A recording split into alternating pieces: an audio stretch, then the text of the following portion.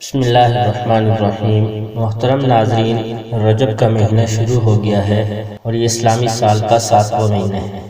رجب کے متعلق علامہ عینی رحمۃ اللہ علیہ نے بخاری کی شرح عمدۃ القاری میں لکھا ہے کہ رجب من الترجیب وہو التعظیم، کہ رجب ترجیب سے ہے اور تعظیم کے معنی میں ہے۔ اس مہینے کی بھی چونکہ عظمت اور تعظیم کی جاتی تھی، اس لیے اس وجہ سے اس مہینے کو رجب کہا جاتا ہے۔ رجب کے ساتھ مزید عظمت کا معنی ظاہر کرنے کے لیے رجب کا لفظ استعمال کیا جاتا ہے، اور رجب کے مہینے کو رجب مضر بھی کہا جاتا ہے۔ مضر دراصل عرب کے قبیلے کا نام تھا جو رجب کے مہینے کی بہت زیادہ تعظیم کرتا تھا، اسی مناسبت سے اس کو رجب مضر کہا گیا ہے۔ بہرحال تو رجب کا مہینہ ان 4 مہینوں میں سے ہے کہ جنہیں اللہ تبارک و تعالی نے حرمت والے، عظمت والے اور فضیلت والے مہینے قرار دیا ہے۔ چنانچہ قرآن کریم سورہ توبہ میں اللہ تبارک و تعالی نے مہینوں کی تعداد 12 ذکر کی ہے اور فرمایا ہے کہ منہا اربعۃ حرم، کہ ان میں سے 4 مہینے حرمت اور عزت والے ہیں۔ اسی طرح بخاری شریف میں امام بخاری رحمۃ اللہ علیہ نے بدء الخلق میں ایک حدیث ذکر کی ہے،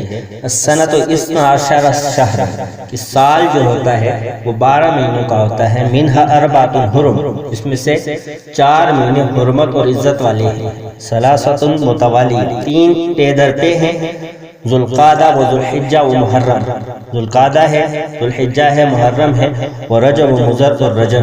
تو بہرحال یہ 4 مہینے حرمت والے اور عزت والے ہیں۔ اب ان مہینوں کو جو حرمت والا کہا گیا ہے تو یہ 2 معنی کے اعتبار سے، ایک تو اس لیے کہ ان میں قتل و قتال کو اور جنگ جدال کو اس میں حرام قرار دیا گیا تھا، دوسرے اس لیے کہ یہ مہینے واجب الاحترام تھے اور اس میں عبادت کا ثواب زیادہ ملتا ہے۔ بہرحال تو پہلا حکم جو قتال کا تھا کہ ان مہینوں میں لڑ نہیں سکتے، جنگ نہیں کر سکتے، تو وہ حکم منسوخ ہو گیا ہے، اب کسی بھی مہینے میں جنگ کی جا سکتی ہے۔ مگر دوسری وجہ جو ان مہینوں کے احترام اور عبادت کے اجر والی ہے وہ آج بھی باقی ہے۔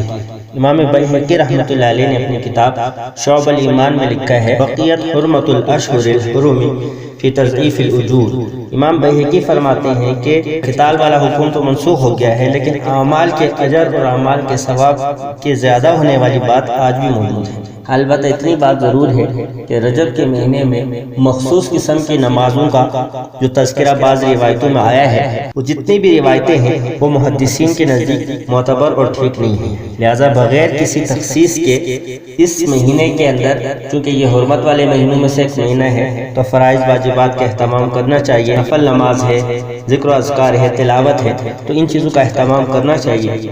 قرآن کریم میں جہاں اللہ تبارک و تعالی نے ان حرمت والے مہینوں کو ذکر کیا ہے، اس کے آخر میں فرمایا کہ فَلَا تَظْلِمُوا فِيهِنَّ أَنفُسَكُمْ، کہ ان مہینوں میں اپنے اوپر ظلم مت کرو۔ ان مہینوں میں اپنے اوپر ظلم یہ ہے کہ ان مہینوں میں انسان گناہ کرتا رہے اور فرائض واجبات کے اہتمام سے غافل رہے، تو یہ ان مہینوں میں اپنے اوپر ظلم ہے۔ یا ان مہینوں میں جو طرح طرح کی بدعات تھی جو زمانہ جاہلیت میں تھی یا آج لوگوں نے اختیار کر لی ہیں، تو وہ کرنا یہ اپنی نفسوں کے اوپر ظلم ہوگا۔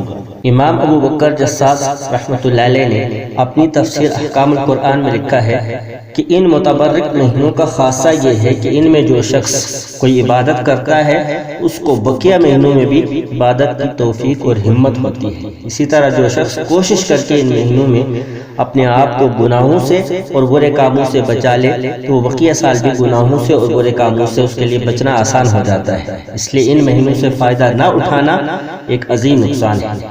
دعا ہے جو کچھ کہا سنا گیا ہے اللہ تبارک و تعالی اس پر عمل کرنے کی توفیق عطا فرمائے۔